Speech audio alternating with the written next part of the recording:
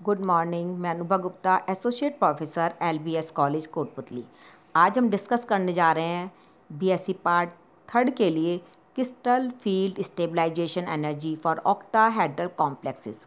अष्टफल के यौगिकों के लिए क्रिस्टल फील्ड स्थायीकरण ऊर्जा।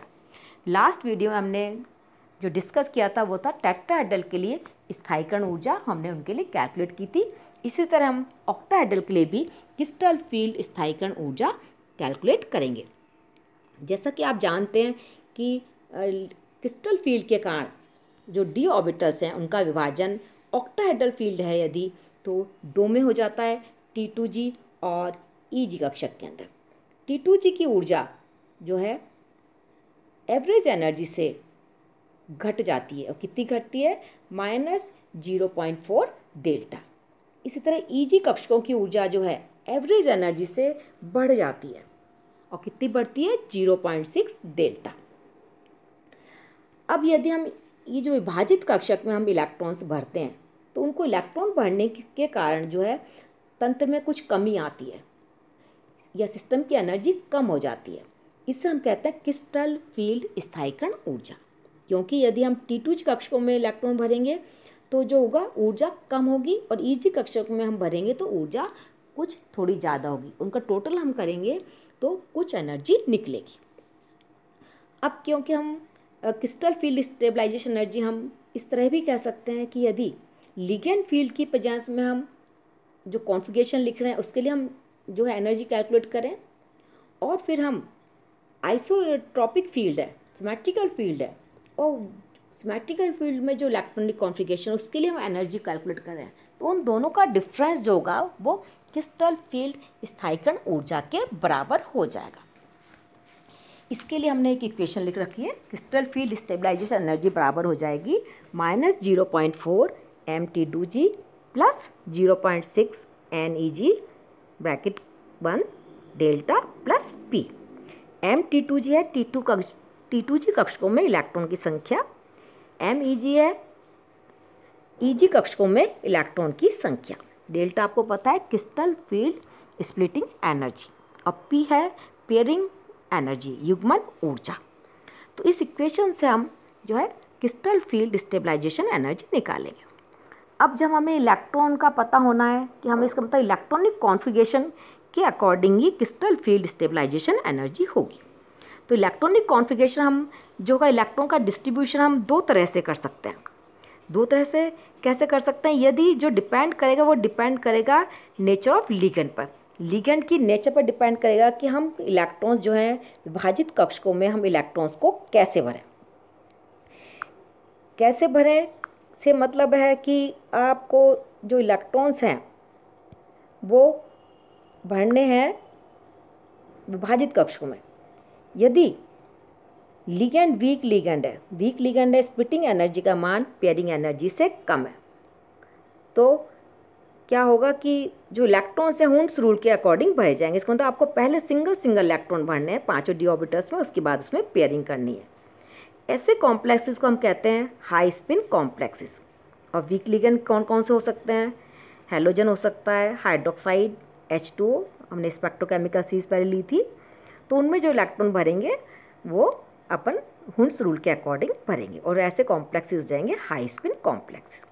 लेकिन यदि जो लिगेंड है स्ट्रॉन्ग लिगेंड है और स्ट्रॉन्ग लिगेंड के लिए स्प्लिटिंग एनर्जी का मान पेयरिंग एनर्जी से ज़्यादा है, तो इसके अंदर जो हम हुंड्स रूल को फॉलो नहीं करेंगे तो इसमें अनपेयर्ड इलेक्ट्रॉन की संख्या कम हो जाती है। तो ऐसे कॉम्प्लेक्सेस को हम कहते हैं लो स्पिन कॉम्प्लेक्सेस या निम्न चक्रण यौगिक।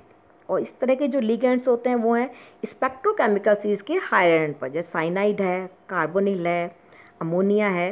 इस अमीन ग्रुप है जो इस तरह के जो कॉम्प्लेक्सेस होंगे हम उनको कहेंगे लो स्पिन कॉम्प्लेक्सेस। इसमें हमें लिगेंड पता होना चाहिए, फिर हम कॉन्फ़िगरेशन लिखेंगे, फिर हम उसके लिए जो है क्रिस्टल फील्ड स्टेबलाइजेशन एनर्जी का मान हम निकाल लेंगे। अब आप एक फिगर देख रहे हैं, इसमें हमने सिर्फ कंपेयर किया है कि जो वीक लिगेंड है और स्ट्रॉन्ग लिगेंड में जो है स्प्लिटिंग एनर्जी का डिफरेंस होता है। जैसे जब स्फेरिकल फील्ड है तो d ऑर्बिटल्स जो है सारे डी जनरेट है, सारे d ऑर्बिटल्स की एनर्जी बिल्कुल बराबर है। लेकिन यदि वीक लिगेंड है जैसे हमने बताया था हैलोजेंस वगैरह हैं, तो उसके अंदर स्प्लिटिंग एनर्जी का मान पेयरिंग एनर्जी से कम है। तो ये जो स्प्लिटिंग एनर्जी हम शो कर रहे हैं ये मान लो हम इसको डेल्टा 1 से कह दें।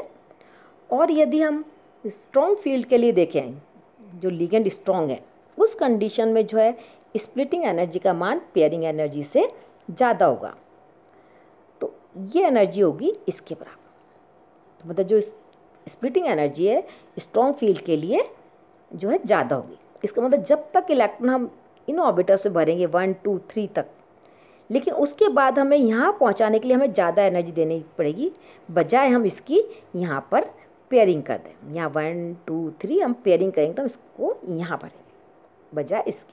और यदि हमें यहाँ बढ़ना है तो हम 1 2 3 4th इलेक्ट्रॉन हम यहाँ भेजेंगे। तो इसलिए जो स्ट्रॉन्ग फील्ड और वीक फील्ड कॉम्प्लेक्सेस है उनके लिए कुछ केसेस में स्टेबलाइजेशन एनर्जी का मान अलग अलग होगा। हम यहाँ पर कुछ एग्जांपल लेके दिखा रहे हैं कि हम किस तरह से हमने crystal field stabilisation energy calculate कर रहे हैं। जैसा आप देख रहे हैं इसके अंदर हमने फर्स्ट केस हमने लिया है जो है D1 का लिया है हमने, D1 लिया है हमने, ये देखिए D1 लिया है हमने। यदि इलेक्ट्रॉनिक जो कॉम्प्लेक्स है उसका जो सिस्टम है वो D1 सिस्टम है। D1 सिस्टम है, इसका मतलब जो होगा जो उसके D ऑर्बिटल में सिंगल इलेक्ट्रॉन होगा। इसको इस तरह से हम लिख लेते हैं देखने के लिए। अब D1 के सिस्टम लिया है हमने, D1 सिस्टम है मतलब कॉम्प्लेक्स में जो मेटल आयन है उसमें सिंगल D इलेक्ट्रॉन है। अब आपको एक D इलेक्ट्रॉन बढ़ना है, आप लिगेंड देखिए स्ट्रॉन्ग फील्ड या जो वीक फील्ड कॉम्प्लेक्स हो चाहे, तो उसके अंदर जो होगा सिमेट्रिकल फील्ड में तो सिंगल इलेक्ट्रॉन D ऑर्बिटल में रह जाएगा, लेकिन जो फर्स्ट इलेक्ट्रॉन होगा क्योंकि T2G की एनर्जी कम है, फर्स्ट इलेक्ट्रॉन T2G कक्षक में ही जाएगा। लिगेंड स्ट्रॉन्ग हो चाहे वीक हो, फर्स्ट इलेक्ट्रॉन T2G कक्षक में जाएगा क्योंकि T2G कक्षक की एनर्जी कम है। तो क्रिस्टल फील्ड स्टेबलाइजेशन एनर्जी बराबर हो जाएगी -0.4 × 1 इलेक्ट्रॉन T2G में, EG में कोई इलेक्ट्रॉन नहीं है, 0.6 × 0 और डेल्टा, तो एनर्जी आ जाएगी -0.4 डेल्टा। वो जो शो कर रहा है वो ऑक्टाहेड्रल के लिए। इसके बाद जैसा हम कॉम्प्लेक्स एक्सपेक्ट करते हैं उससे 0.4 डेल्टा ज़्यादा स्टेबल होगा। इस तरह से D2 सिस्टम है जो मेटल कॉम्प्लेक्स है जिसमें D कक्षक में 2 इलेक्ट्रॉन्स हैं, तो दोनों इलेक्ट्रॉन है वो T2G में ही जाएंगे क्योंकि T2G कक्षक की एनर्जी कम है। अब लिगेंड चाहे स्ट्रॉन्ग हो चाहे वीक, दोनों केस में ही कॉन्फ़िगरेशन T2G2 EG 0 होगा।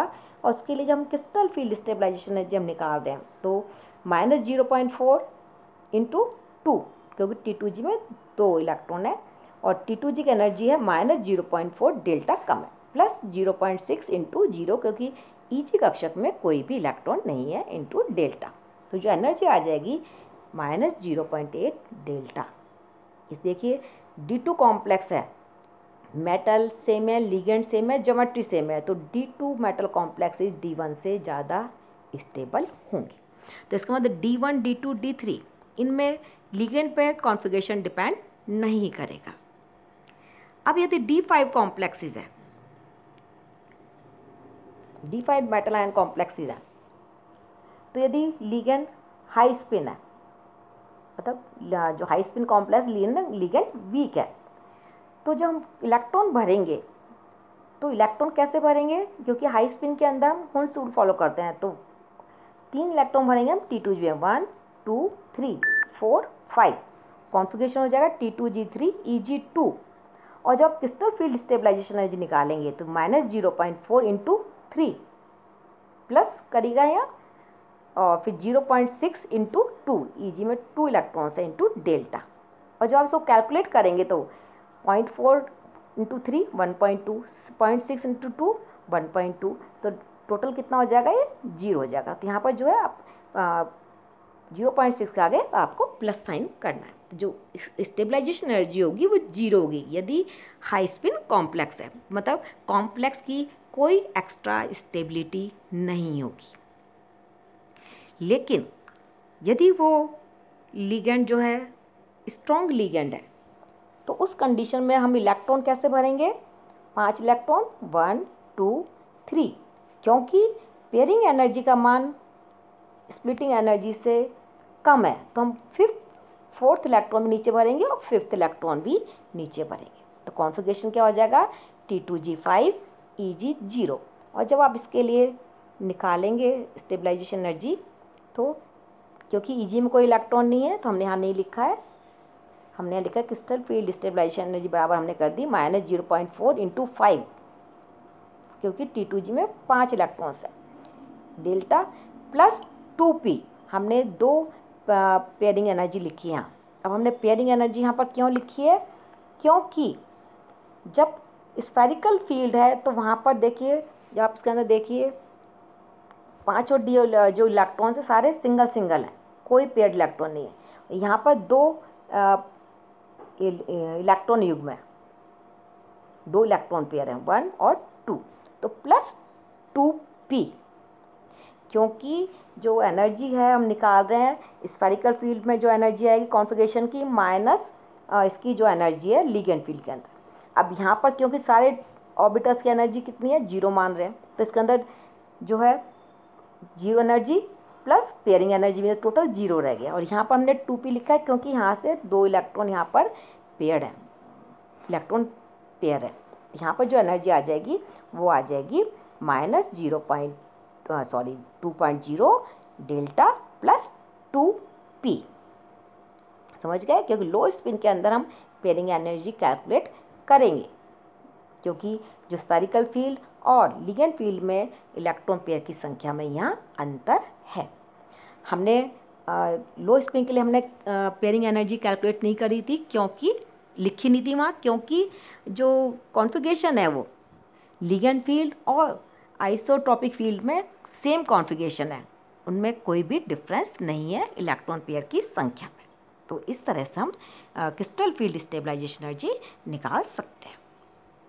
अब हमने यहाँ पर आपके लिए हमने कुछ एग्जांपल आपको करके दिखा दिए हैं, लेकिन हमने हाई स्पिन के लिए हमने सारे कॉन्फ़िगरेशंस के लिए हमने पेयरिंग एनर्जी स्टेबलाइजेशन एनर्जी और कॉन्फ़िगरेशन हमने लिख रखे हैं। ये आप देख सकते हैं इनको।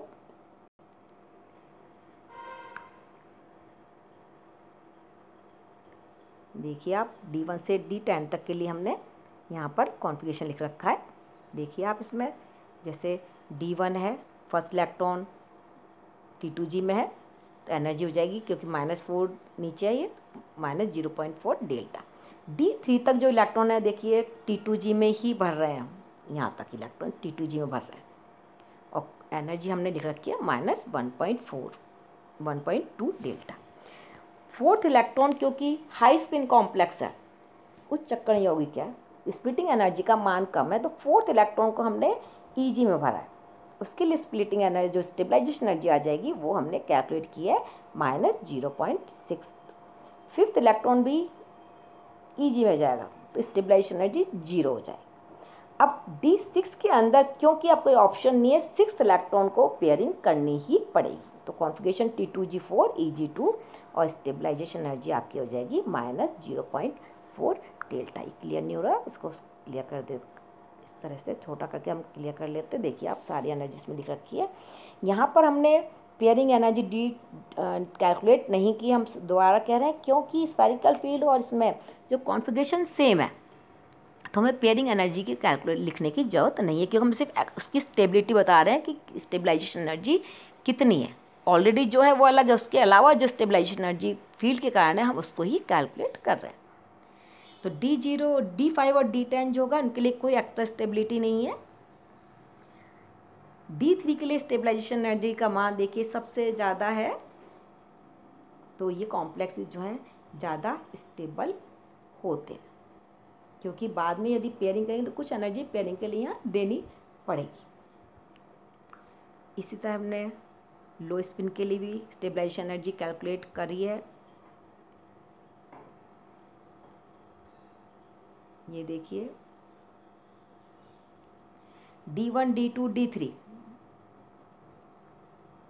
चाहे हाई स्पिन हो चाहे लो स्पिन, इलेक्ट्रॉन को T2G कक्षक में ही रखना पड़ेगा। हमने क्योंकि जगह नहीं है, हमने Eg कक्षक नहीं बनाया है, ये सिर्फ T2G कक्षक हमने बनाया है। फोर्थ इलेक्ट्रॉन को हाई स्पिन और लो स्पिन में अंतर पड़ेगा, क्योंकि लो स्पिन में आपको फोर्थ इलेक्ट्रॉन आप T2G में ही भरेंगे।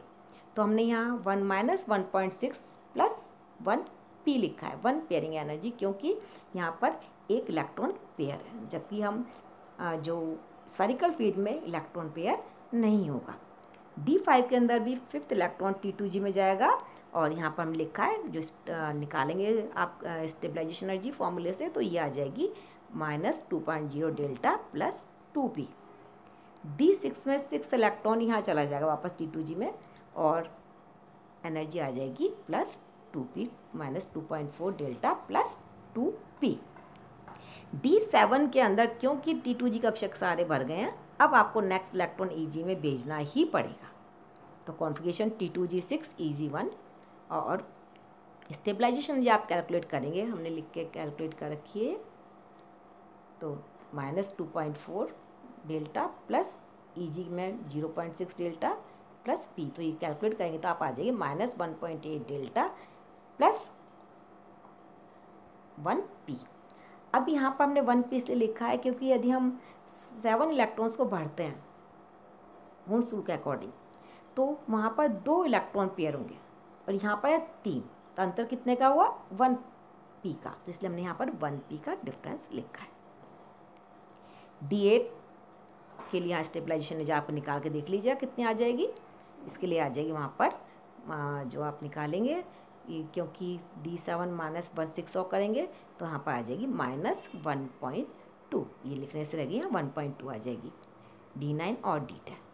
अब यदि हम हाई स्पिन और लो स्पिन को आप कंपेयर करेंगे तो D1 और D से D3 तक और D8 से D9 तक, चाहे लिगेंड हाई स्पिन हो चाहे लो स्पिन हो, उनके लिए जो कॉन्फ़िगरेशन सेम आता है, और क्रिस्टल फील्ड स्टेबलाइजेशन एनर्जी की जो हम लिखते हैं वो सेम है। स्टेबलाइजेशन एनर्जी उसकी जो स्प्लिटिंग एनर्जी में अंतर है वो चीज़ अलग है, लेकिन बाकी इनके लिए कॉन्फ़िगरेशन सेम है।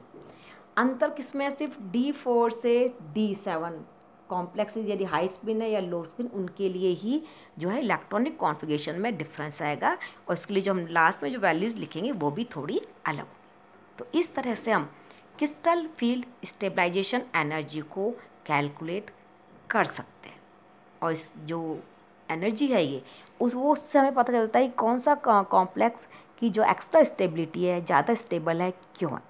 इसलिए हम D3 मेटल आयन कॉम्प्लेक्सेस जो हैं बहुत ज़्यादा स्थायी होते हैं, जिसको हम VBT के आधार पर एक्सप्लेन नहीं कर सकते थे, यहाँ पर हम उसे आसानी से एक्सप्लेन कर सकते हैं। आज के लिए इतना ही है। Thank you.